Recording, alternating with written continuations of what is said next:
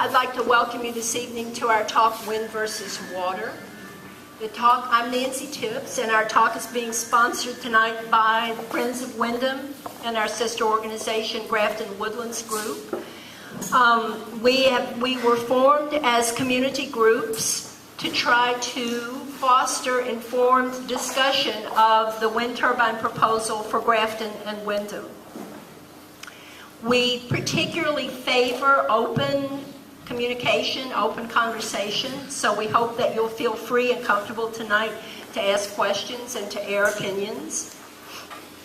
We're gathered this evening at the confluence of the south and north branches of Saxton's River, which floods Grafton on average about every 7 years. The last flood was in 2011 at a cost of about $5 million. Most of the people in this room are probably familiar with that, but what you may not know is that the south branch of the Saxton's River rises in Wyndham on the Stilesbrook Forest, which is where the proposal for the wind turbines is. Wyndham is about 5 miles, a little over, due west of here, but it's 1,300 feet higher in elevation. And this fact had caused us some consternation when about 4 years ago, the owner of the Stilesbrook Forest, Meadows and Timberlands, an out-of-state landowner, invited Iberdrola, a Spanish multinational, to place wind turbines in the Stilesbrook Forest. We had many concerns about it, but certainly a major one was that this is a flood-prone area. During the 4 years that have ensued, nearly 4 years since the proposal was first put on the table, Iberdrola and the people who support the project have repeatedly told us that the project was actually going to make the flooding aspect of the situation better for us all. And this despite the fact that extensive blasting, excavation, bulldozing, and the paving of 300 acres with various types of impermeable surfaces is what's involved in the project that's being considered. So we might be forgiven for being skeptical about that. It's not that we don't believe that there is such a thing as stormwater controls for high elevation construction. We do believe that. But what we wonder is whether the systems that have been designed actually work. And it's not that we don't believe that the state has permitting and compliance and monitoring systems that they've developed over, great time and with all kinds of smart people working on it. We know such systems have been developed, but what we don't know is, do they work? So we're very fortunate this evening to have with us Jeff Gall, who has experience and expertise in both of these questions. As an environmental engineer, he's designed stormwater control systems for large, complex problems such as ours. And as an expert witness, he's testified in relation to the Lowell Mountain wind turbine installation where an experimental stormwater control system was put in place. So he knows a great deal about it. The Lowell Mountain wind installation has 21 turbines and went into operation in October of 2012. So it's been in operation for about 3.5 years. And during that time, fortunately, Jeff has kept an eye on it. Jeff, please welcome Jeff.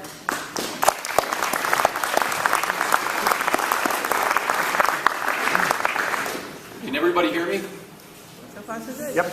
Yeah, okay. I've never heard that anybody can't hear me. I'm pretty loud. Okay, so one of the reasons that I'm here tonight is obviously I was asked to come and talk about my past experience. As an engineer, I'm a licensed professional engineer in the state of Vermont, as well as a number of other states. I was hired back in 2010 to because of client Energize Vermont was very concerned about the number of proposed ridgeline wind projects that were proposed in Vermont. And Vermont being a very small state in terms of population, it was no surprise that they asked somebody like me from out of state to come in. It was difficult, I think, probably to find somebody in state to really come out and do an evaluation and provide a critique of systems that were promoted to the highest levels in the state of Vermont. So you can understand why a guy from Jersey is up here talking to you today about, now, you're not alone in this. In New Jersey, and I'm going to talk a little bit about it, we have a lot of different energy problems, just like we do all over the country and all over the world. As a matter of fact, in New Jersey, we don't have 400 or 500 foot tall wind turbines, but we also have solar farms that are being proposed. We also are right next to one of the most prolific natural gas states in the nation, Pennsylvania.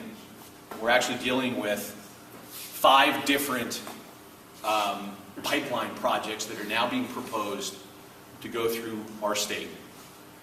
And so there's a lot of normal folks out there whose properties are impacted, where these pipelines are going through, and environmental groups that are very concerned about the impacts, the environmental impacts of these projects. And because one of the things I want to really try to get through today to everybody here is it doesn't matter whether it's a fossil fuel or it's a renewable energy or it's hydropower or nuclear. When you build these things, they're construction projects. You go in with excavators, you tear down the trees, you grade, you make it so we can get our mechanical equipment in there to build these systems. And if anybody tells you otherwise, they're lying to you. It's a construction project, and it's a massive operation. So the whole idea that I'm going to talk about is we're going to talk a little bit about that, what our energy issues are today, all the way up to the White House, and what it has for implications for you at the local level, and what kind of complications is proposed.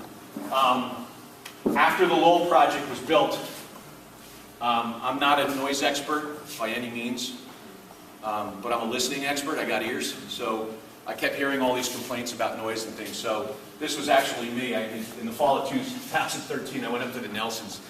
They let me camp out in the backyard, and I just wanted to sit there all night and listen and hear what I had to say and hear what the turbines sounded like.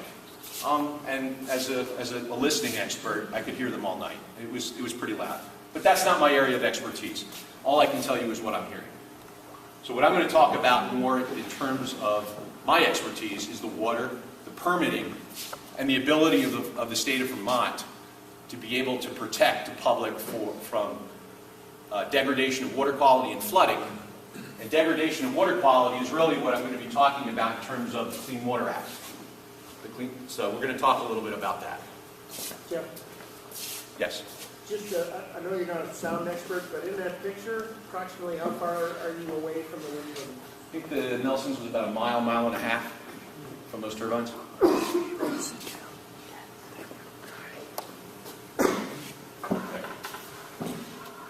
What's our current dilemma? Well, I'm from New Jersey. I'm part of a coastal state. A study just came out from Rutgers University in my state that sea level rise in the last century, in the 20th century, has risen the fastest in the past 3,000 years. The Earth is changing, our climate is changing. How do they know that? A number of scientists, they went around the world, they took cores, sediment cores, they looked at ice cores, and they figured out that based on what they're finding in the fossil record and soils, that we are indeed in a time where climate change has been accelerated. There's also a study by AECOM, they're a national well-respected engineering firm, that talked about coastal and fluvial flooding. When I use the term fluvial, I mean your rivers, river flooding. And the study that they performed and the analysis that they performed around the United States, I focused in on the Northeast, the 1% recurrence interval, and I'm going to explain what the 1% recurrence interval is, as opposed to the 100-year storm event. And by the way, they're the same thing in terms of what they are. The 100-year storm event in lay terms is, hey, it's that storm that happens once every 100 years. But people say, well, why is it happening more than once every 100 years? It's because it's really not a 1 in 100-year storm event. It's what's called a 1% in probability chance of occurring at any moment in time. So for every year, there's a 1% chance you're going to get that flood event that's going to flood you out. And that's going to have that, and that's what FEMA looks into, is that 100-year event. So it's a 1% chance. So you could have a 100-year flood today, and you have the same probability of 1% of having that flood tomorrow. What they're saying is, by 2100, year 2100, and I think most of us, maybe my head will be in a jar at one point, I don't know, I want to live that long, but most of us, or probably at least most of the people in this room will not be here. In 2100, they say in the Northeast that floods, the peak flow of floods will have increased 21 to 40% in the next 100 years. Again, climate change is happening. I get it. I think we all get it. And by the way, this is in my state. This is, I believe, Manteloking, Hurricane Sandy. The storm surge came out, took out pretty much the entire town on the coast, took out the bridges, and that's a photo from Irene in Vermont.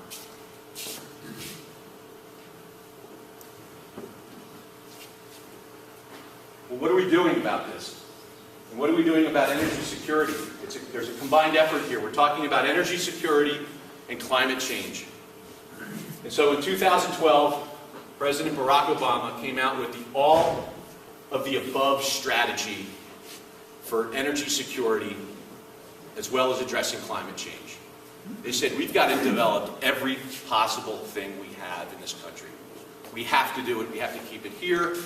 We have to keep it domestic, and that will provide economic security and control, and it'll also help us do our part for climate change. So the major emphasis, everything's discussed in there. It's, you can, whatever you're for, they talk about wind, solar, hydro, geothermal, biomass, biofuels for renewables.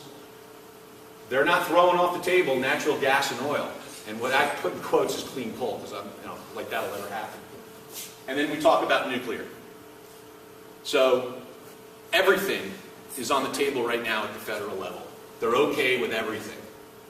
And that's actually, in my opinion, a great idea. We really need to be looking at everything. I'm very pro-renewable. You want to do things that provide the least amount of greenhouse gas emissions to control climate change. But I'm going to zoom in a little bit here. About a year later, in November 2013, they came out with an executive order from the President's office, preparing the U.S. for the impacts of climate change. What they're saying is already affecting communities, its natural resources, its ecosystems, its economics and communities. So, an executive order coming down from the highest level of government is saying, we need to protect our population, our people, our ecosystems, which is what we're going to talk a little bit about, our natural resources, and our communities from the impacts of climate change. So what they even talk about is they've got to reform their policies that perhaps unintentionally increase the vulnerability of the natural built systems in our nation. Now the reason I'm bringing both of these up is they're in a vacuum. If you look at the two and each by themselves, they can contradict each other. What we need to do is look at these in terms of how they work with each other.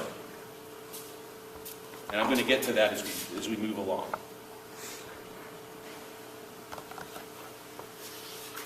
And what I'm saying is we have competing strategies here. And I'm zooming now into the state of Vermont. The state of Vermont has two overriding goals, and I'll talk about each of these quotes in a second. You'll be able to see them when I zoom in. There's the preservation of natural resources. I've worked with the state of Vermont before. Dam removals, natural, ecosystem restoration is definitely a priority to them. There's no doubt.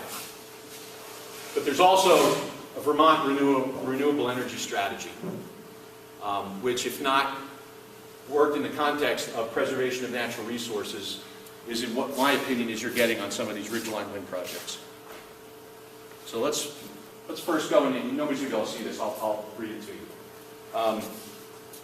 This was an op-ed by your secretary, Deb Markowitz, of the Agency of Natural Resources, a year after Hurricane Irene.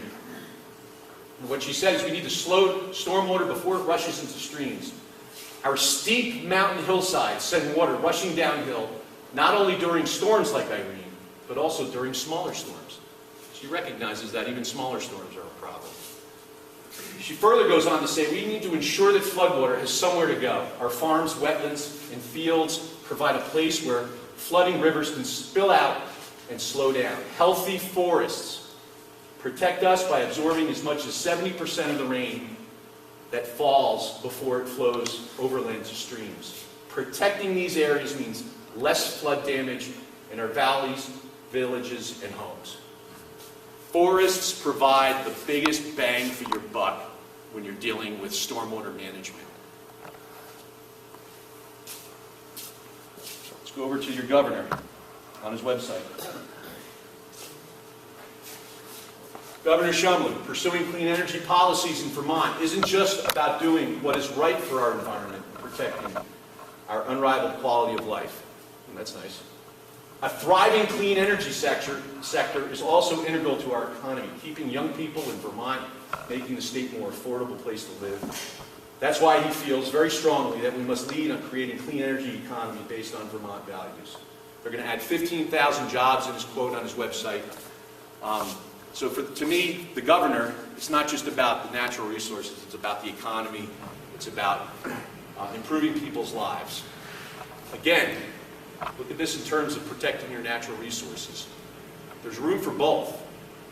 And I believe that you'll find that ridgeline wind may not be that.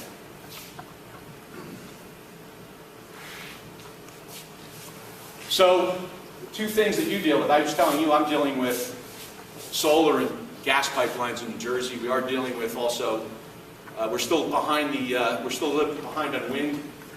They're looking to put wind in the Atlantic Ocean to provide that energy, but we're not quite there yet. But I wanted to provide two examples of what you're dealing with solar and wind and why these two examples show that there's a contradiction between the protection of your natural resources, your forests and wetlands, and renewable energy and dealing with climate change.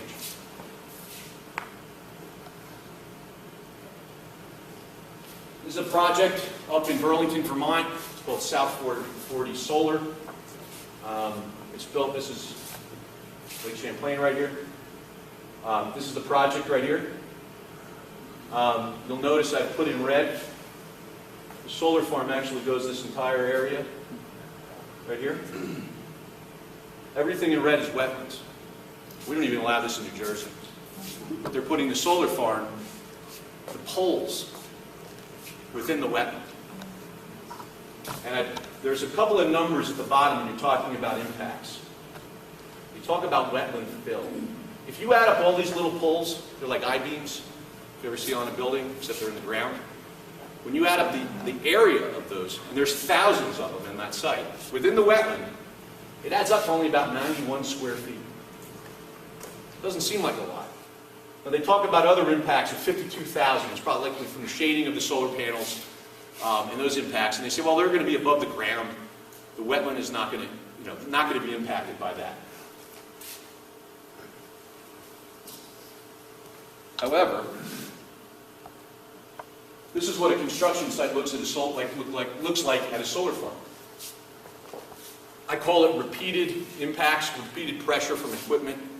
In order to put those little poles in the ground, that 91 square feet, you got to go out repeatedly with these skid steers and bang those poles into the ground.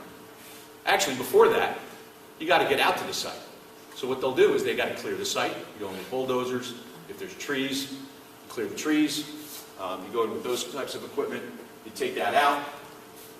And all that repeated effort compacts the soil. And what ends up happening is that soil is not the same anymore.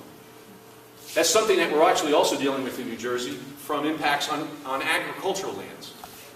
When you have a construction site on an agricultural land, it forever changes the value of that agricultural soil. Through compaction, through excavation, through stripping, simply stockpiling topsoil in a pile for a period of time kills all the biological activity in those soils. It's a construction site. They're clearing it. They're putting the pole, and then they go in and they put the poles in, and that equipment leaves, and they got to keep coming back. Why? Because they have to put the panels up. So this is a typical site. This is actually an upland site from a project that I photo documented up here. And so they got to come in and put the poles in. All that material was compacted, it was cleared, they stripped the topsoil, then they came back and put the topsoil back. What you don't also see on these solar farms is they actually have to put underground piping in to get all the electrical wire and get that energy you're developing out off the site. So there's actually also underground cable and wiring that actually has to go underground as well. So you're really not going it's really not 91 square feet. It's the entire wetland, for example, on that South 40 site.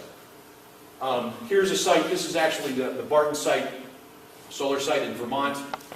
And you can see during construction, soil was compacted, there was a significant amount of runoff. There is a significant amount of impact. Again, I'm not telling you that solar is bad. I'm telling you that if you're going to build these projects, you've got to accept them for what they are. Yeah. Yes. In the House, in the Vermont House of Representatives Committee on Natural Resources and Environment, I've heard the term soil banking used. Okay. I gather from the discussion around it, from the context, that if you you can restore the soil that is being used for that site and return to agricultural use later. What do the smart guys think about soil banking? So in other words, you disturb a site, is that the banking, you should disturb it, and then you come back and You're restore it? protecting it for use in 25 years. You mean protecting it from disturbance? Protecting it from secret development. You're saving it. Oh, in other words, because you're putting a solar development in, we're Yeah. preserving the land. Yeah, we hear this. I hear this a lot. Again, you're stripping this topsoil, you're putting poles into the ground, you're banging these poles into the ground, you're compacting the soil. The soil will really never be the same. I'm not an agricultural expert, but I can tell you I know a lot about soils, and once you start changing it and stripping it, it's not the same soil. Agricultural soils developed in floodplains and other areas that, and actually the USDA has identified these prime agricultural soils. They're called prime ag soils. And because of their natural value and undisturbed value as farmland, they have that value. Once you strip that, I don't think you can guarantee. As an engineer, I can't guarantee I can get you the same productivity. I'm not, like I said, I'm not an agricultural expert, but as an engineer, I'm not sure I can recreate that. So it's a good question. One of the things that I wanted to bring up on the solar farm, and I'm going to go back to wind. Study done at the University of Maryland. It was called the hydrologic response of solar farms. It was a model that was completed. They were concerned about, and the reason, let me back up a little bit. In New Jersey, they passed a law that solar panels cannot be counted as impervious cover. In other words, as an engineer, I'm not allowed to design a solar field and take into account the solar panels now, by law. I have to assume that the only impervious cover I have are the poles and other pertinent structures associated with it. I can't count the panels. They are elevated, and this study shows that in one sense, it's not a bad law, and in another sense, it's a terrible law. The reason being is the study that they performed at the University of Maryland, they looked at what happens if we have elevated solar panels, and rain hits them, runs off. What does that do to peak flows and peak volumes of stormwater? What they found is if all else equal, in other words, you put the panels up, and the vegetation is maintained exactly as it was before the solar panels were up, the peak flows and increased volume is almost negligible. Good thing. Except, I just talked about how much the soil gets compacted, how much the land gets modified. And by the way, when they come in and say, "Oh, don't worry about it, we're going to till it up." How are they going to till it up? How are they going to go underneath these panels when they're installed to till the soils? And when they have the piping in the cables underground, the electrical cable, how are they going to till that up and restore the soil without damaging their infrastructure? The reality is they're not. So what the study found is when you start getting bare spots and you start getting areas where they start losing vegetation, the peak flows and the volumes go up significantly, leading to erosion and all kinds of other issues associated with degradation of water quality. I bring that up because I know that Vermont is struggling equally as much with solar and other forms of energy as much as wind. But that's something that is also, we're going to talk a little bit about wind projects. Yes? Okay, so like, I spent all day at a pollinator symposium yesterday in Burlington. Please speak up. I'm sorry, yeah, I can't hear you. Right.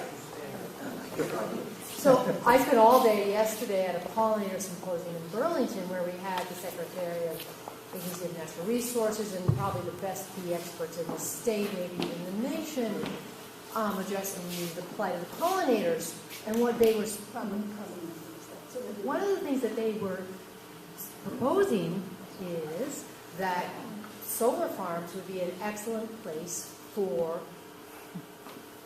cropping, doing like pollinator plantings. And truthfully, wildflowers don't need good soil. So I think you maybe should throw into the mix of, it's just, I don't know, I'm getting the message that you're sending that solar farms are like, energy, we're going to have to make sacrifices somewhere. And, providing, Could you hold it up by your doing mouth? pollinator plantings in these areas, could be really helpful Okay. to the pollinators. Just something for you to think about. No, I can answer that. Actually, to talk a little bit about that. I'm not a bee expert. But a lot of those solar projects, what they talk about is putting native grasses and meadow grasses in them. And I think that would be a great idea. Except a lot of the problem is, once the grass gets too tall, the solar developers are not happy because the grass is actually, they start to cover the solar panels and those types of things. So that is actually a concern. Now, I'm not saying that, like I said, I wasn't saying that solar is a bad thing. I'm just saying, this is what it is. I wasn't saying whether it's good or bad. No, you were pointing, but I think you were sort of talking about the soil as being maybe irreparable. Well, maybe But it's good for like flowers. Clover grows, clover can grow like 8 inches high, Okay. and it's not growing above the solar panels. Again, that's a good point, but the issue is, what's it doing for agriculture and food production? That's what I was looking at in terms of. So it's a good point. If you want, we can talk a little bit more afterward. But I think something you should talk about, like, to round it out. Okay, thank you. Okay, so what we're going to talk about now is Lowell Kingdom Community Wind. This is a project that's near and dear to my heart. I was involved with this project for several years. I've walked the mountain before it was built. I was dragged through what they call the civil type litigation of an appeal. Our client spent, between us and other experts and lawyers, about $400,000 in appealing the stormwater permit. Once it gets to that point, it becomes all about lawyers and going back and forth with the experts and a long project and a long process. Lowell Kingdom Community Wind, 21 turbines at 63 megawatts. It was about 7 miles of new roads. They installed what are called, they installed 52 stormwater structures. In other words, 52, and I'll explain what a level spreader is, but 52 different types of structures that had to manage stormwater in some form of or another. Ponds, level spreaders, you name it. There's also what they call 50 manner of discharge points, and they basically, in order to show compliance, they have to model the streams in the area and figure out, what the impacts are. And they have certain modeling targets for that. And what they did at Lowell is they did what they wanted. Their claim was they wanted to do the minimum impact on the environment that they could. So what they said is, we're going to use these level spreaders. The level spreaders are not an accepted form of stormwater management currently for the state of Vermont. The state of Vermont, through legislation and technical people, have what's called the Vermont Stormwater Management Manual. A lot of states have them. They basically provide performance standards to reduce peak flows from flooding, protect water quality, and protect stream channel stability. And there's typical types where you drive down the road, you might, in an urban area, you'll see a detention basin, like a big hole in the ground, looks like a crater. That's a stormwater basin. That's actually an accepted form of stormwater management in the Vermont Stormwater Management Manual. And the problem here is that if you built all these stormwater basins, at least according to the applicant, is we were going to disturb much more land. We're going to have to build all these big basins, and we're going to have to, it's going to make much more, it's going to have much more of a requirement for land clearing. So what we're going to do is less. So what we're going to do is not put in those basins. We're going to put in these things called level spreaders. And level spreaders are basically, it's right here, they're built of rock, they're level, and they spread. Makes pretty much sense, right? They're called. So water comes off the roads, it goes into these little tiny ponded areas, it rises up, and it flows over the level spreader.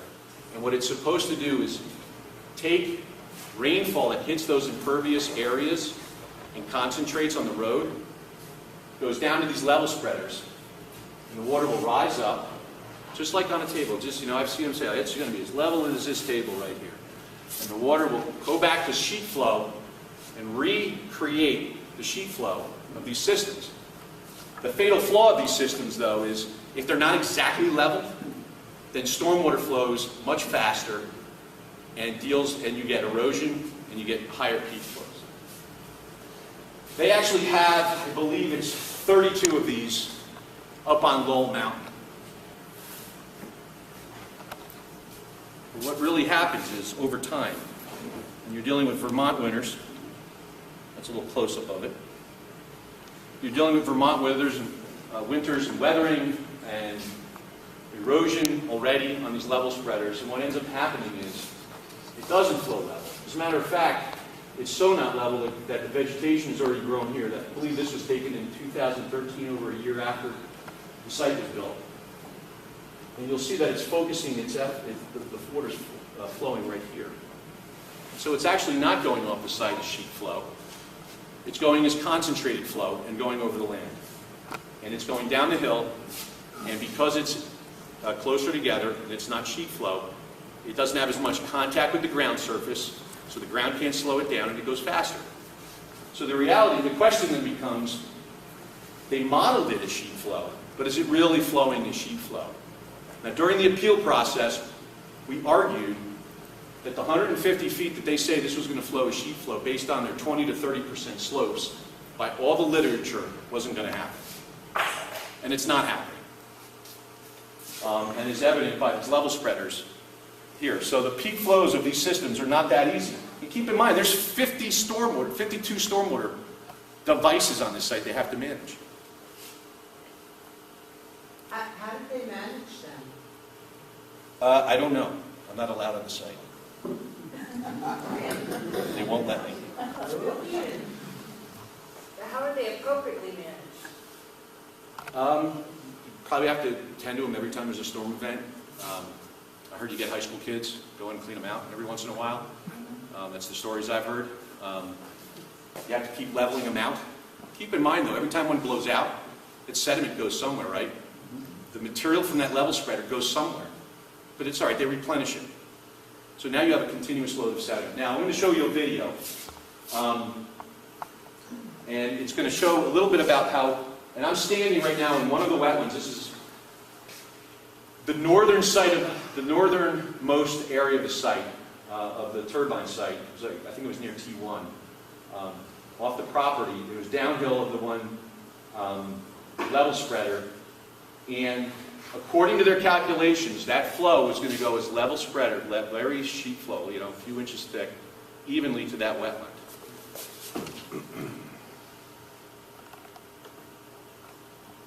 Let's see if it comes up here.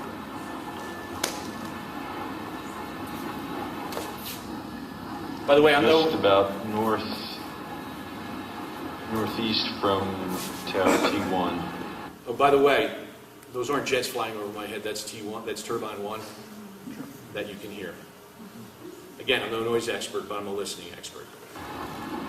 The path of level spreader LSC1, and there's erosion where it shows that the water starts to reconcentrate This is in the fall of into 2013. a path.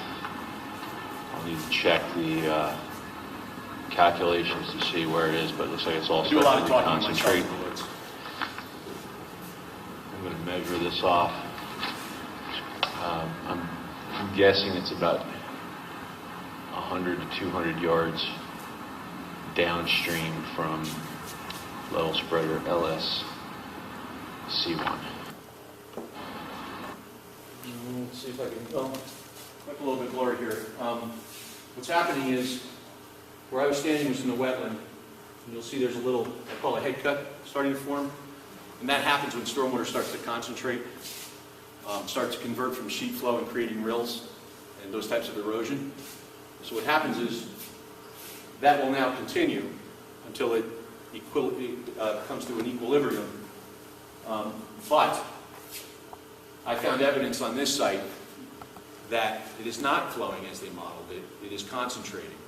And what that will do, and unfortunately they're not monitoring that at all, is what will that do to floodwaters and the peak flow reductions on that site.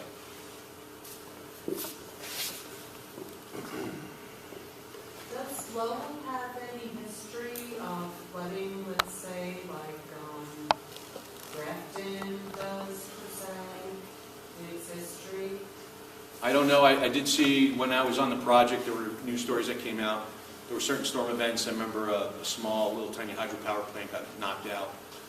I mean, they have flooding. I mean, I think the topography is not too dissimilar to here. So when you guys get like a big flood coming up, flood coming off your mountains, it probably has a similar reaction. One of the issues, and this is where I'm going to talk about, I really personally, it's my professional opinion that the Agency of Natural Resources does not have the resources to enforce these permits.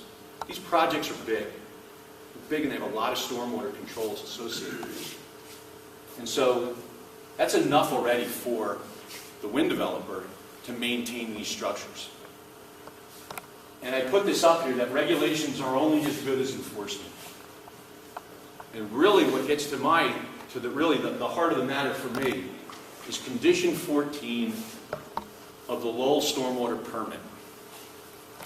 The reason being is when we talked about those, I talked about those alternate systems that are not in the manual, but they use them here. They're allowed to use them, but they have to complete a study for a period of time after construction to show that they work. So in other words, they're allowed to install them. There's no pilot test. They're allowed to install them by the manual on a project scale. And they have to monitor them. And if they don't work, the Agency of Natural Resources then comes back in and says, they're not working. You have to build those accepted stormwater systems. Or they might say it's working, it's fine. You're meeting all the quality standards and everything else. So guess what? Once it's approved for one project and the study is approved, it's now an accepted practice, even if it's not in the manual, if they have data to show that they work. Perfectly sane and logical way to evolve with the changing technology of stormwater management. And what gets to the heart of the matter is when my client appealed this permit, the Public Service Board said, now hold on a second.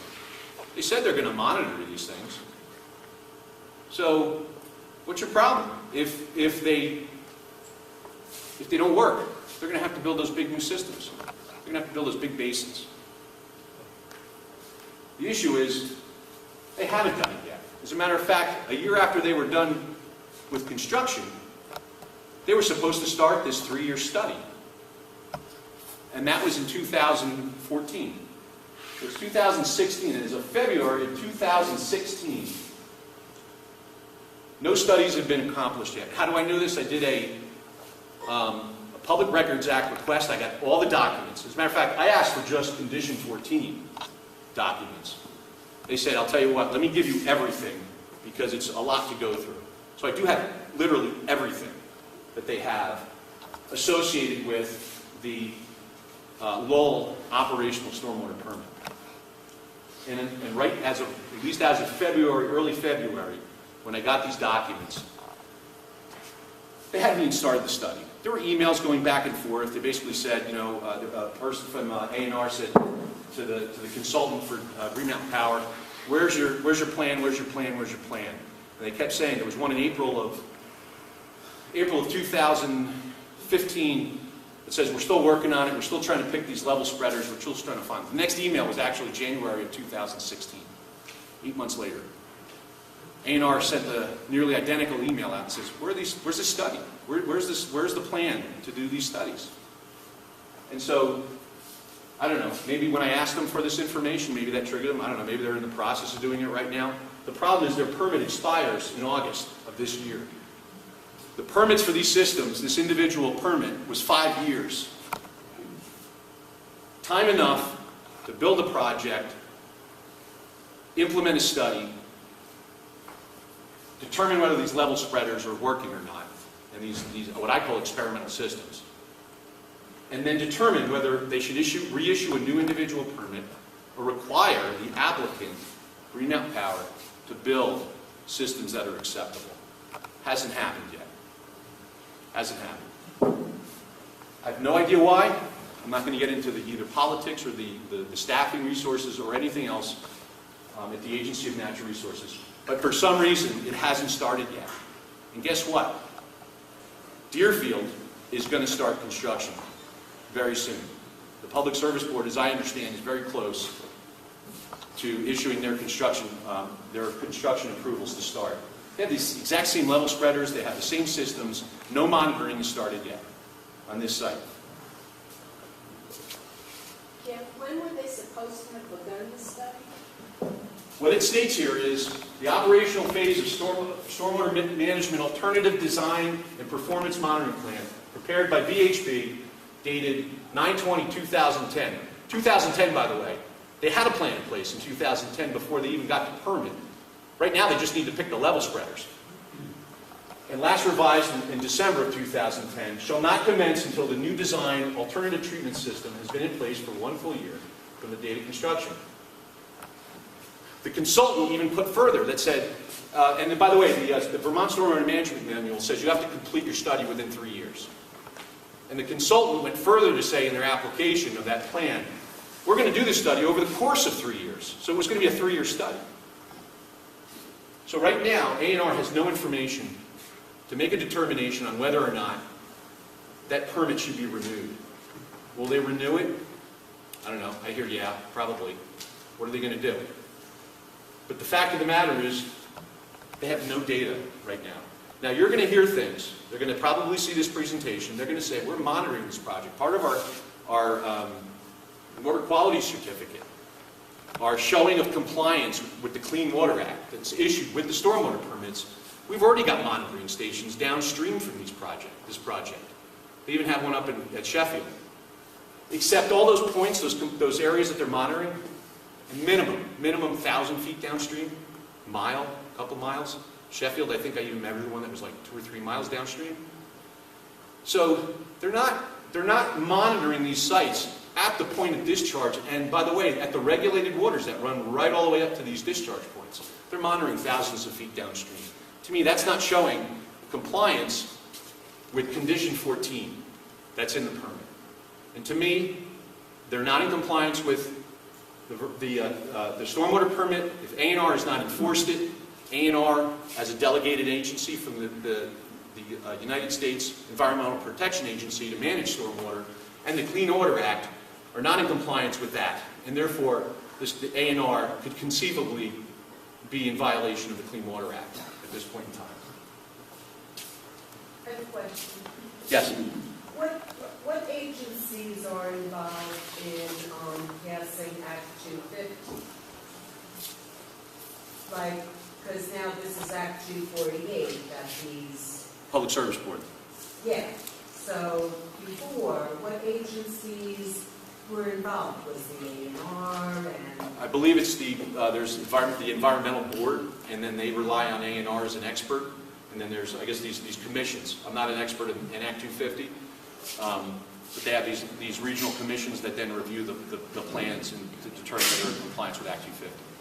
So it's different. When we have these situations like this, isn't that like maybe, shouldn't we go back to what Act 250 was and see who was involved in all these compliances?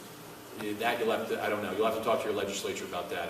Okay. Right now, as I understand, and as I'm understanding, any project that's, and like our client Energize Vermont, who had to appeal this, the appeals for renewable energy projects go to the Public Service Board for the appeal.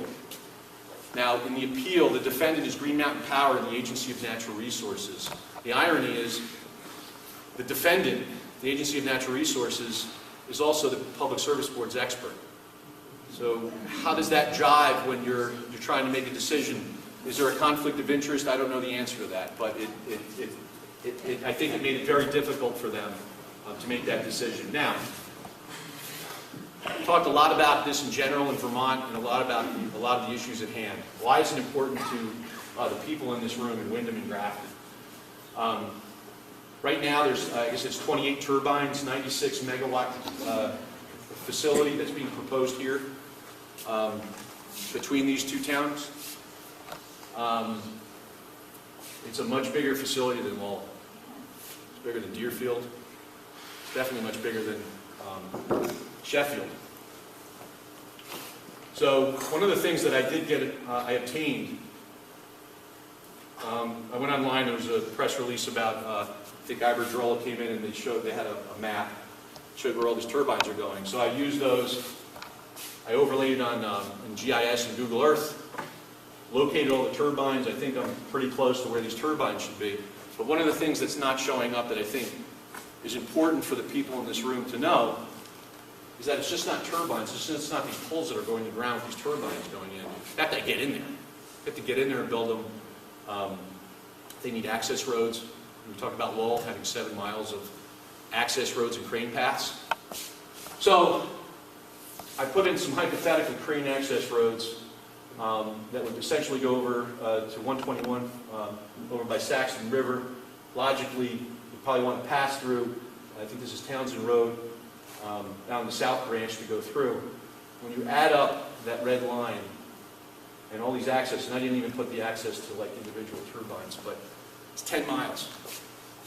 You'd have 10 miles of brand new road in those mountains up there. 10 miles of, now, they may come back and maybe the defense is, it's not 10 miles of road, it's 8 miles.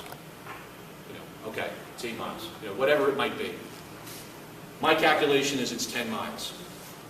10 miles of new road to access all these turbines because you need cranes, you need trucks, you need very large equipment to deliver this equipment to these sites. This is the reality. This is not for or against. This is what you have to do. You need large cranes to get these sites built. So I prorated that to Lowell. We engineers sometimes have to extrapolate. What I did is I said, okay, Lowell's got 52 stormwater control features, 50 discharge points. What does that mean to Windham and Grafton? Well, what it means is based on just a direct extrapolation, it means you're going to have 71 discharge and compliance points and 74 stormwater structures to manage on this site. So you're not going to have to manage and go by each and every one of these stormwater sites every year, every storm, every time it happens, to make sure they're all functioning in accordance with the modeling that they perform. Because if they don't, it means number one, they're in violation of their permit, but number two, downstream you're paying for it. You're not reducing peak flows and you're getting degradation of water quality. This is just a little bit of I was just trying to get a sense for myself of the topography. So this is a cross section going through it based on the available grid topo maps. You've got Grafton down here and Windham over here.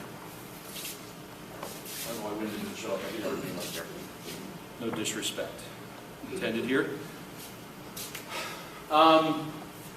One of the things I wanted to talk about too is a review. There's a storm back in 1996 in Grafton.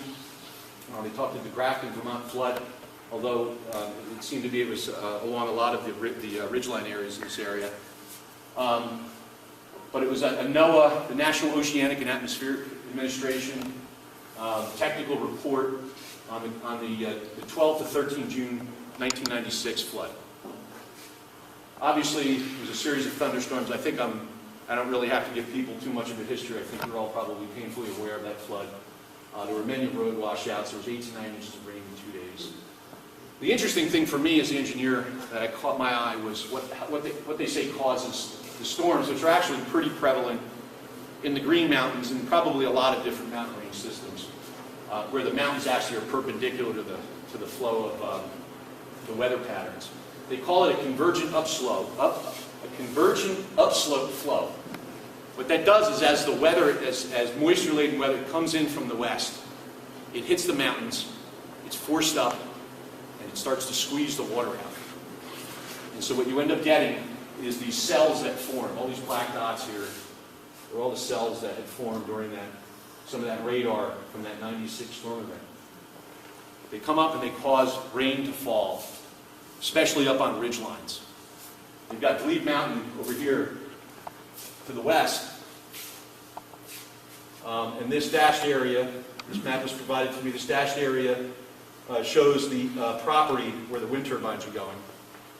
So moisture would then come in here, be forced up by Glebe Mountain, and pour down into this watershed here, and down to the Saxon River tributaries, and then down into Grafton, and then Windham over here to the tributaries over there.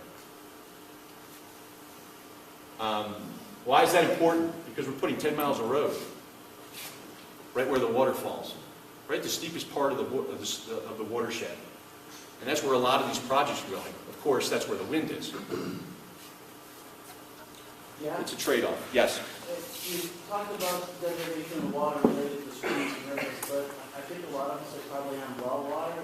Would it potentially affect the quality or amount of available water in the aquifer for wells? Or, no, I don't believe it would. I don't see necessarily an impact on wells in that area. I see it's more of surface water impacts.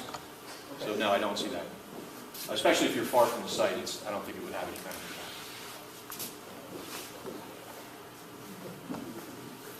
So, I did promise them when I came to talk I wouldn't keep you guys all night, but one of the things is I came to several conclusions based on all this information. First of all, Vermont has yet to enforce the provisions of the study protocols for Kingdom Community Wind. Condition 14 is not met. Why that's important for you is it's not met for Kingdom Community Wind. They still have to now enforce it for Deerfield. I don't know what kind of stormwater controls they're going to propose for Grafton, Windham. But regardless, the A&R apparently is not enforcing that condition. And we're concerned, I am concerned as a professional, as these projects grow and we get more and more of them, urban water quality degradation doesn't happen from one project. I call it death by 1,000 cuts. It happens over time. The more projects that are built, the more the water quality degrades. The problem is once it degrades, it's very hard to reverse because you have all these 1,000 cuts. So I say the success of the experiment at Lowell is in question. None of the monitoring protocols in Condition 14 are enforced. I further say that none of the conditions in the permit that was issued at all address flooding. None of the conditions try to look at these, like for example, the level spreaders to say, are they even functioning from a flood attenuation standpoint? They're just looking at water quality from the Clean Water Act standpoint, which actually they're not doing. Grafton Windham would almost be 50% larger than KCW, Kingdom Community Wind. With an estimated 10 miles of road, Grafton is subject to severe flooding already with those convergent upslope-induced storms typical of the Green Mountains. One of the other things that I wanted to point out that's very interesting is we're building these projects to address climate change. Yet none of them have incorporated climate change in their designs. In other words, the stormwater systems, matter of fact, Lowell, the stormwater system for Lowell, the rainfall distributions they use for Lowell, and for Sheffield for that matter, and probably actually for Deerfield now, were from the 1960s. They just upgraded, NOAA actually just within the last couple of months for New England just updated their rainfall data. None of them incorporate the impact of climate change on the projects themselves. So in other words, these stormwater systems are built, and they'll tell you otherwise, they're built to the minimum standard, they met the minimum requirements of the law for peak flow, attenuation, and design anyway, and water quality treatment. Yet, in 20 years, when you start getting increased rainfall events, will those stormwater features function? If the predictions are correct, the answer is no. And so how will these systems function at that point to protect downstream in compliance with the Clean Water Act? It means they're going to have to go in and retrofit a lot of these systems, which is going to be a very expensive endeavor. But there's not even a mechanism in place to trigger that at this point in time. I was involved in the, I attended the, in the last couple of years they've been updating the Vermont Stormwater Management Manual. They just issued the draft volume 1 of it, which talks about performance standards. Nowhere in that manual, in the new one, 2016, does it address climate change. It doesn't address anything about climate change. It talks about using existing stormwater runoff information, and that's it. So with that said, I'll take some questions, and I'll be obviously here for a little bit of time as well. So yes, sir. 2 questions. One, you spoke about water degradation. What exactly is that? Can you explain what you mean? Is it just the volume of water that's increasing, or is it sediment and silt that's being... So you're talking about water quality degradation? Yeah. Okay, the question was, when I talk about impacts on water quality, what does that mean, flooding or water quality? Through the Clean Water Act, every state had to go in and designate, have designated uses of different waters. In other words, based on the quality of that water, and I'll give an example, based on the quality of that water, it had a certain designated use, and each state has their own designation. So anything above, I think it's 2,500 feet in elevation in Vermont is considered what's called your A1 ecological waters. It's a class 1 water. It's your highest water quality in the state. There's different parameters associated with it, biological and chemical parameters associated with it. And if it falls below that standard, then that means it's degraded water quality, and it loses that use. And then through the Clean Water Act, you actually have to restore it. Mostly, the Clean Water Act originally was developed because most of our waters in the United States were degraded. So they're trying to elevate those uses, or trying to elevate the designated use to higher quality standards. So it's really about the chemical and biological elements of water quality. Okay, and have you also studied any of the other elements of the project where you have the base of the windmill, you have other areas that are not just the 10 miles of roadway, but potentially other areas that are going to create, surface impermeable. Well, I'll give you, actually, you know what I'll do? I'll give you a nice example here. One of the things on Lowell is they said is that the turbine pads would be pervious. They're going to be pervious. We're going to put shot rock in there. They're going to be loose. We're going to vegetate them. And by the way, that's a spring salamander there. It's usually, if you guys have been in the mountains, you've seen them before. That's a turbine pad at Lowell. They sure as hell don't want to lose any water on this site. So what they did is, anybody know what that is? It's called a roller compactor. We use those for roads, for building highways and those kind of things, and making sure that soil doesn't erode.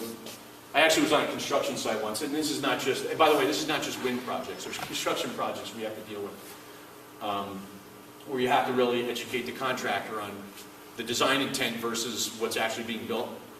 One time I saw a roller on the site. I said, "What are you guys doing? You're rolling where the lawns are going to be."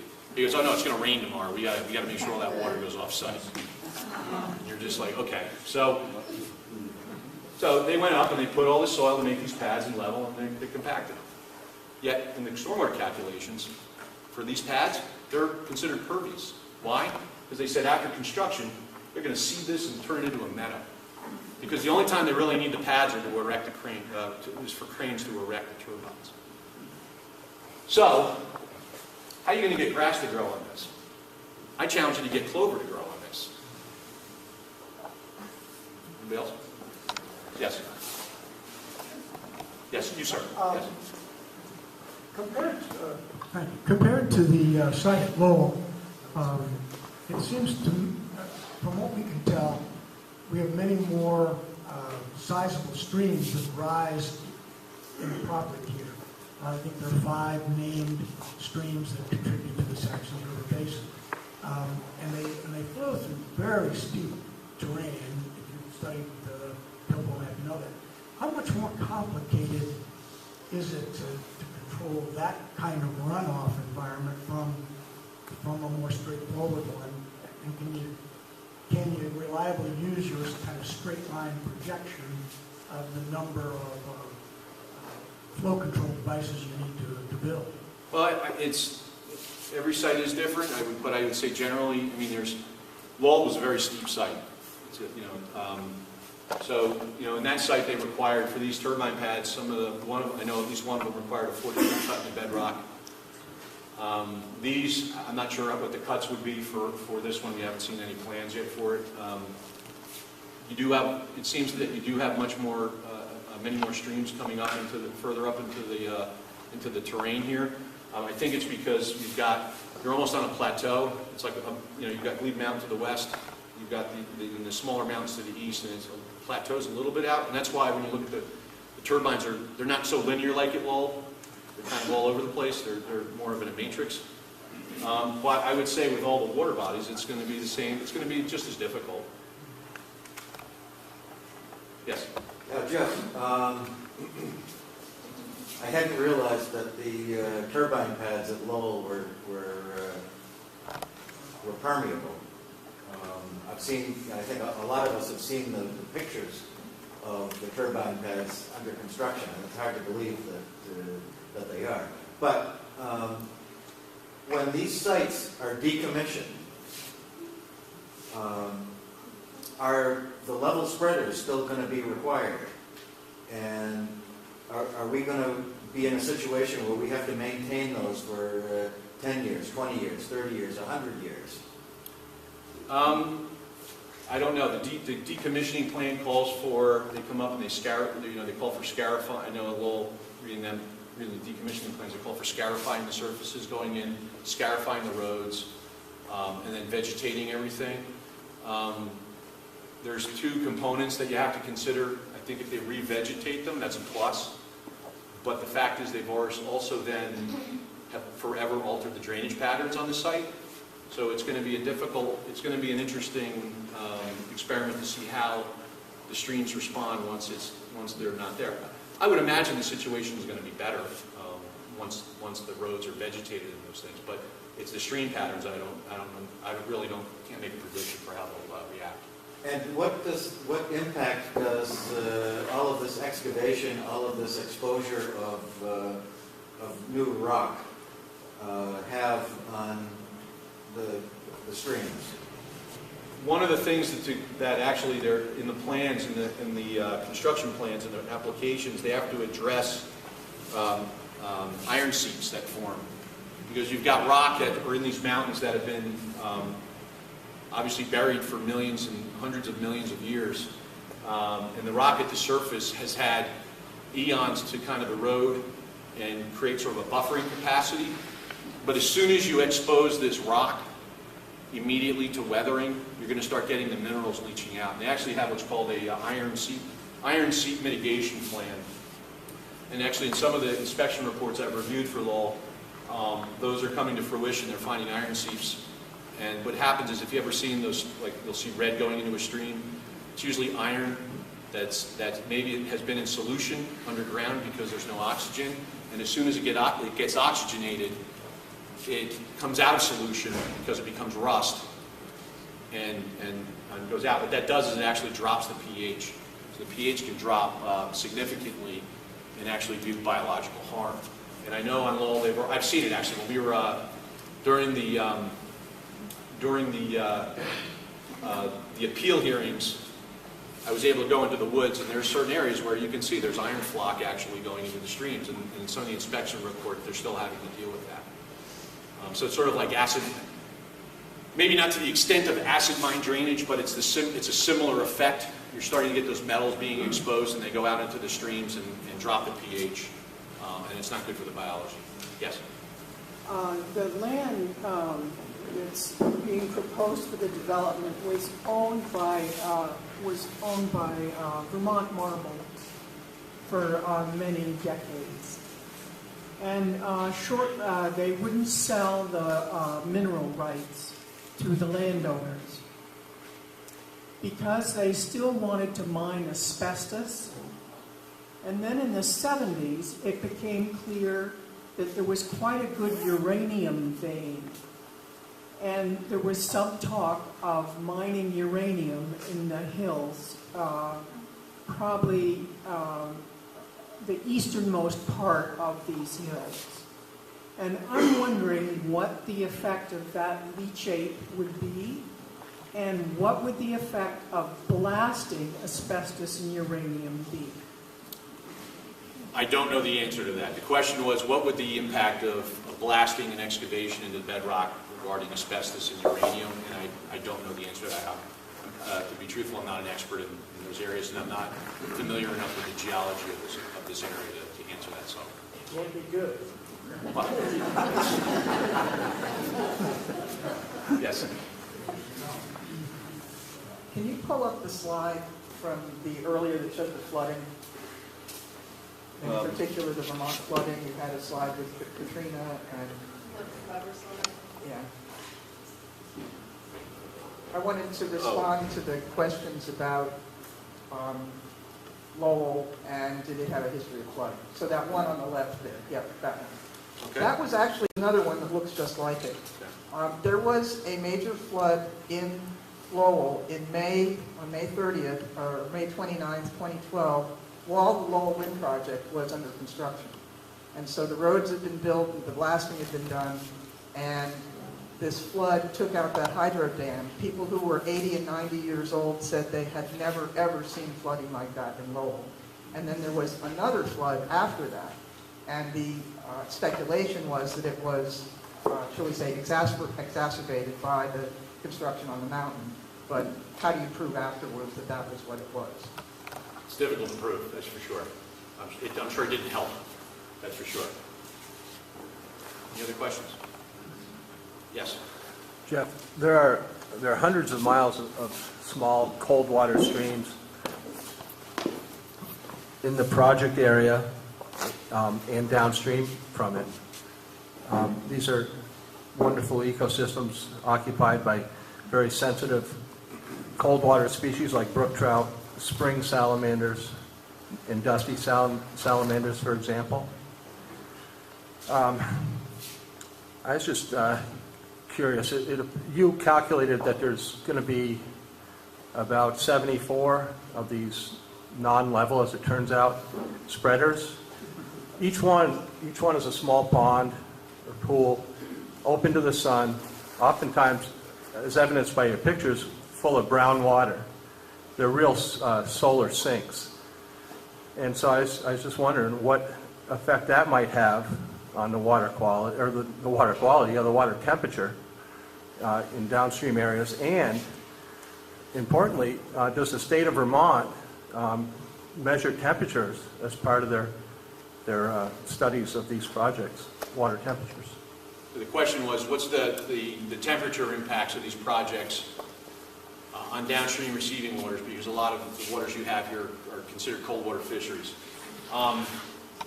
The answer to the requirement for monitoring is from thermal degradation. There is non-thermal, meaning it gets warm and goes down to the stream. So the answer to that is there is no requirement for thermal, for temperature monitoring. I think even from a layperson's perspective, you go from a forest cover with heavy trees and things like that to roads. And these roads, when the sun hits them, they're dark gray. So the roads tend to heat up just like any other gravel road you would have here in Vermont. And so when the sun hits them and they warm up, and then you get a rain event, So you get a sudden, you get a sudden rain event coming over the mountains, it's definitely going to have a thermal impact on those receiving waters for sure. But they're not required to monitor them. Yes? Yeah, what is... You get a sudden rain event coming over the mountains, it's definitely going to have a thermal impact on those receiving waters for sure. But they're not required to monitor them. Yes? Yeah, what is, in order to meet our 2050 portfolio for zero emissions, whatever, set by the governor, of that, how much does wind represent? What is the end game?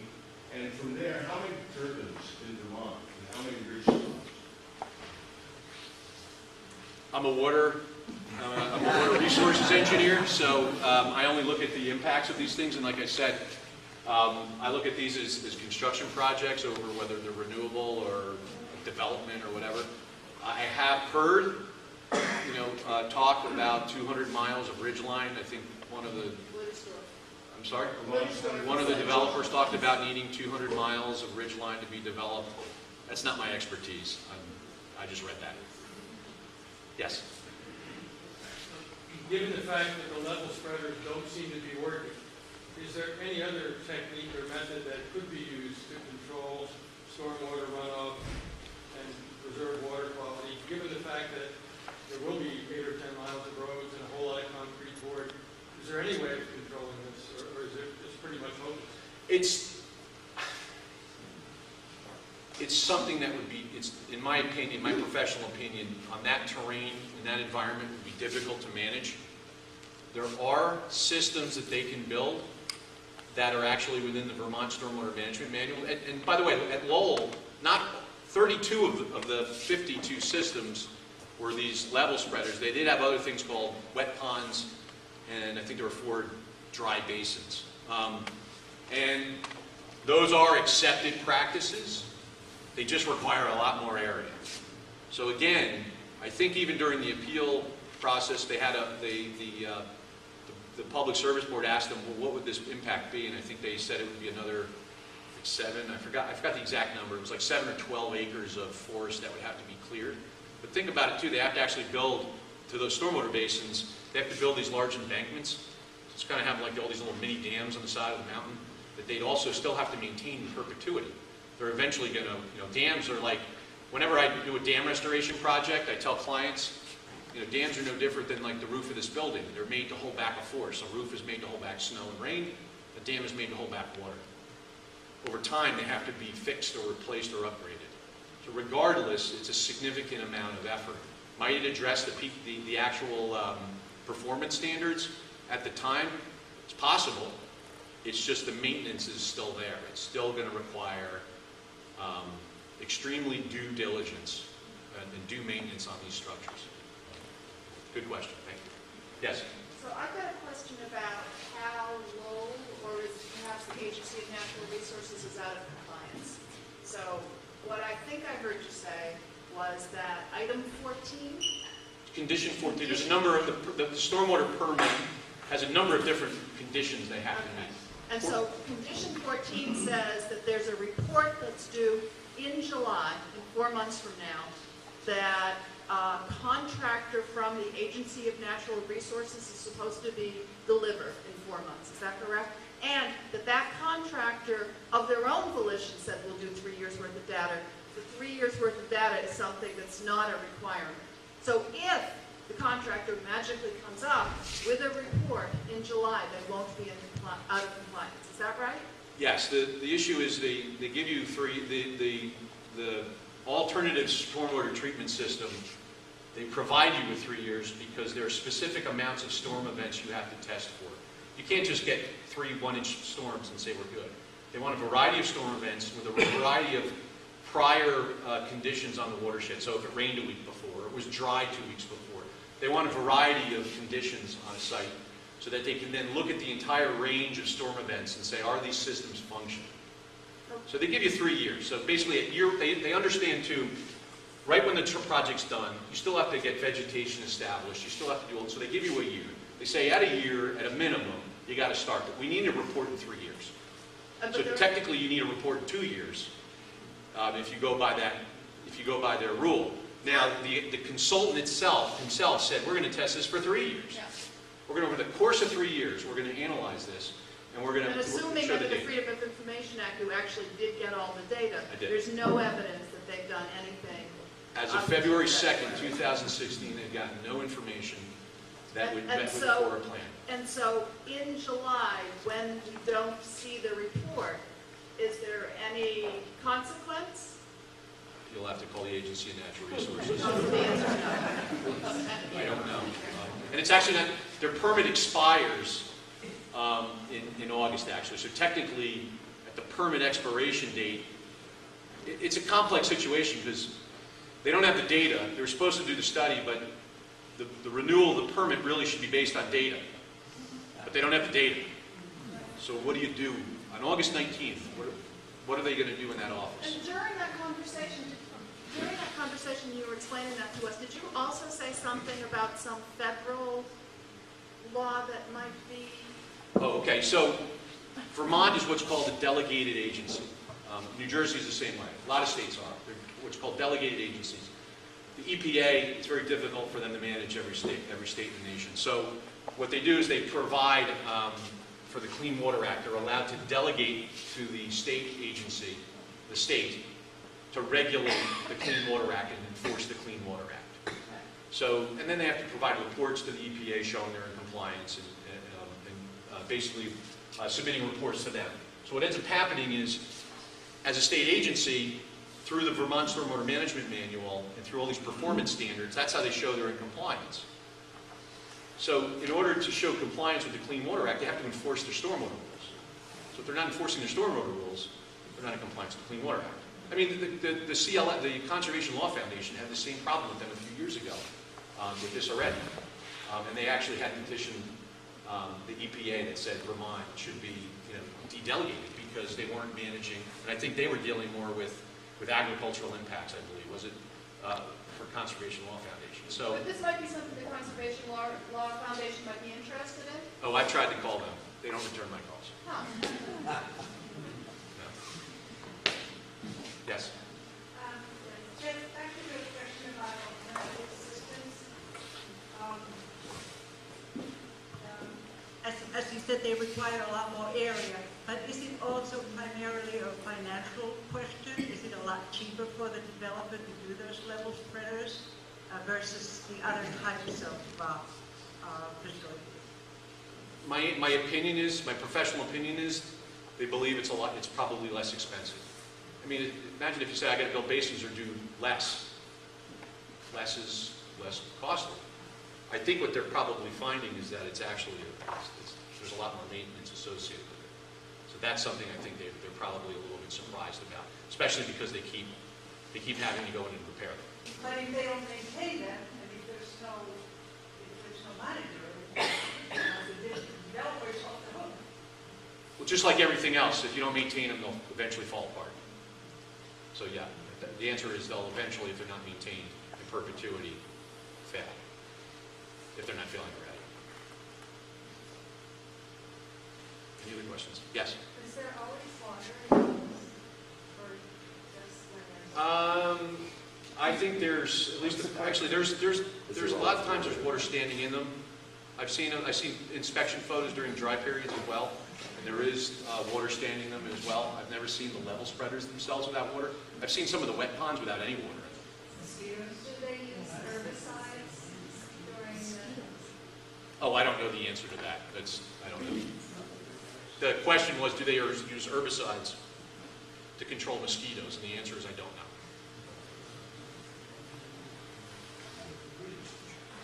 Yes? I have a question that's based on, I guess, sort of what my initial questions were coming into this talk, and that is, we know that environmental engineers like yourself have developed systems for controlling stormwater in situations like this, but do those systems work? And the takeaway for me from this talk seems to be, we don't know. Because in this particular instance, an experimental control system was used that was supposed to be examined. There was supposed to be data collected on whether or not it worked, and it wasn't. So the answer to that question is we still don't know. That is correct. And the second question that I felt was sort of at the heart of it was the state agencies and legislature have developed permitting and monitoring and compliance processes that are supposed to protect communities from destruction, basically. Are those systems working? Are the permitting, monitoring, and compliance systems of the state working to protect us? To me, it appears the answer is clearly no. No, and what you'll hear is that the response to this will be, we've been monitoring the streams downstream, thousands of feet downstream. They won't say thousands of feet, they'll say downstream, at areas where we believe will show if there's degradation of water quality. The answer is that there are thousands of feet downstream, they're several miles. Nobody's ever tested. As a matter of fact, what's interesting is I've never actually seen photographs. There's lots of photographs of the level spreaders themselves. It doesn't appear that anybody goes in the woods beyond the level spreaders, because I've never seen photos downstream of the level spreaders to see what they're doing to the hillside and what the impacts to those immediate wetland systems are. There's nothing in the record that shows, that has any kind of photograph beyond looking down on the level spreaders themselves. Yes? Some of the supporters of the project have mentioned that since we are flood prone because of our topography, that the project will in fact help us because there will be these systems that will in essence be flood mitigation systems. Could you comment on that so we can be intelligent about it? Well, I can tell you that when you I'm not going to answer it directly. The answer I'm going to give you is whenever you develop a site, you put roads on it. The reason you need stormwater systems is because you're changing the hydrology. You're changing basically water that in a forest, as Deb Markowitz has said, is that 70% of that water will be absorbed and attenuated. But when you put a road in, that runoff probably drops, or that infiltration probably drops off to less than 10%. So what it does is it generates all this runoff that would normally be either go into the ground or be captured by trees and what we call evapotranspiration through the uptake of vegetation, and it runs off. And that's why you need these stormwater systems. And that's why these level spreaders to me are so perplexing, is because when you're dealing with, especially treating for water quality, it's time and storage is what you need. If you have a glass of muddy water, go outside, get some dirt, mix it with water, put it in your kitchen, and look at it for a few hours. And watch how much time it takes for that soil to settle out. That's what stormwater basins do. That's what wet ponds do. That's what a lot of those systems do. What they're saying is, we're not going to do that. We're going to let it go down the hillside. It's going to go through all these trees and all this vegetation. And the sediment is going to be magically filtered out at that level, and then there won't be an issue going downstream. It takes time and storage, so you need these larger types of systems because you're generating that much more water. The same goes with the flood element of it. You're generating all this water, so you've got to capture it and then meter it out so that it's not creating a higher peak flow, a flood flow going downstream. Again, call it a difference of professional opinion. When I reviewed their calculations for Lowell, I didn't believe it. They modeled it in a way that all the literature says you can't model. And in my opinion, they're not doing the flood attenuation, but not even the monitoring protocols that they're not enforcing don't even have that element of it. So the answer is I don't know. Just a clarification, at Lowell, were the developers proposing to do flood attenuation in addition to just handling Well, they're required to. They're required to model it and show that they're protecting channel, what's called channel volume, meaning you're not sending enough, where, you know how when you get what they call bank flow and your streams get up to the edge, that's what calls channel forming flow. That if that flow is violated, you can actually get stream erosion. Then they call it overbank flow, which is upward around like the 10-year storm event where it's like nuisance flooding. You have to address that. Then you have to address what they call basically the 100-year storm event. You have to address that storm event and capture that and not make the condition worse downstream. They were required to do all that. Their computer models showed that they did it. But when you looked at the actual assumptions they made, our models that we reran using their same models showed otherwise. Our consulting engineer on a project, a mitigation project that we did after the 1996 flood, said that that flood was a 50-year. So I asked people to imagine what the 100-year event would look like. So, yes, yes. I'm sorry, yes, yes, ma'am. So I'm curious about Lowell and Sheffield and even Deerfield, home-wise in relation to the windmills versus what we're seeing here in Wyndham and Grafton. Are there more homes that could be affected closer to the windmills here? I don't know the answer. That's definitely beyond my. I mean, I can give you a relative understanding. I think the homes appear all pretty close on all these developments, these projects, or at least not as close, but similar distances. But that's a lay observation. That's not my expertise. Does anybody here know? Yes, there is somebody.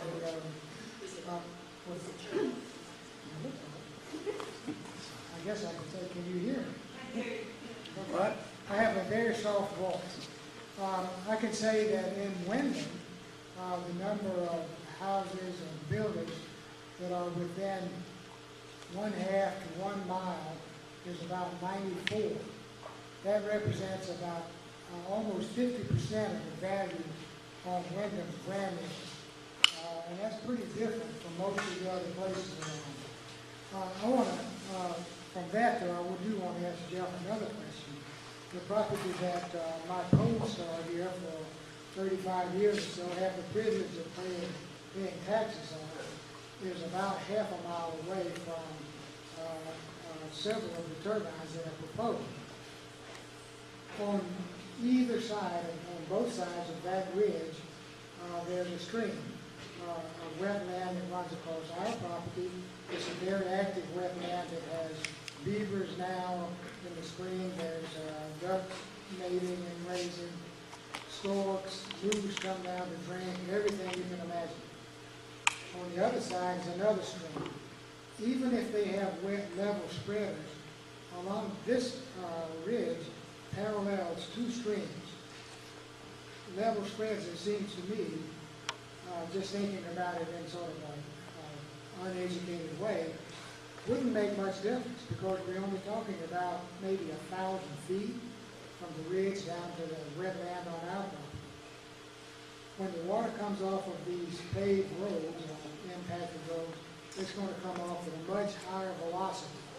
And it's going to start running over leaves, which is sort of like graphite layers, I imagine. If the water gets on top of it, it's going to really go fast. It's going to go down to these streams. And I don't think the level spreaders will make a lick of difference on that. It might even make it worse once they fill up and start really pouring over. What do you think? Based on what I've seen in Lowell, based on the literature review, that we did an exhaustive literature review of level spreaders throughout the United States. Most of the literature, everywhere from Washington State to the North Carolina, recommends to put these level spreaders on slopes that are less than 10%, or they don't function as they're supposed to. So I will leave it at that. Based on some of the evidence I've seen out in the field, that they don't attenuate or they don't promote the sheet flow that they were modeled to. How do you actually calculate this slope? Because if you walk from my wetland up to the peak, some of the areas on it are fairly level, some are pretty straight. So when A&R, whoever does the approving, tries to say, well, this on average is a slope. How do they do that? That's what they do. They take an average. Yeah. So it could be steeper or shallower. Yeah. Okay. I'll tell you what. One more question, and then I'll be here for tonight. I just don't want to hold everybody up. I know it's getting late. Downstream where these pads are going and roads, familiar with that area. I've been fish up there quite a lot. There are nice beaver flows in there. I'm sorry, say that again? Beaver flows. Okay. Has anybody given thought to how beaver flows fit into this equation, and how maybe perhaps if there is development going forward, that they could be better protected. I don't have, I'm not an ecologist and I'm not an expert on beavers, so I don't know the answer to that, but probably from a stormwater perspective, they're not required to assess that. So if anybody has any more questions, I'll be here cleaning up. So I want to thank everybody.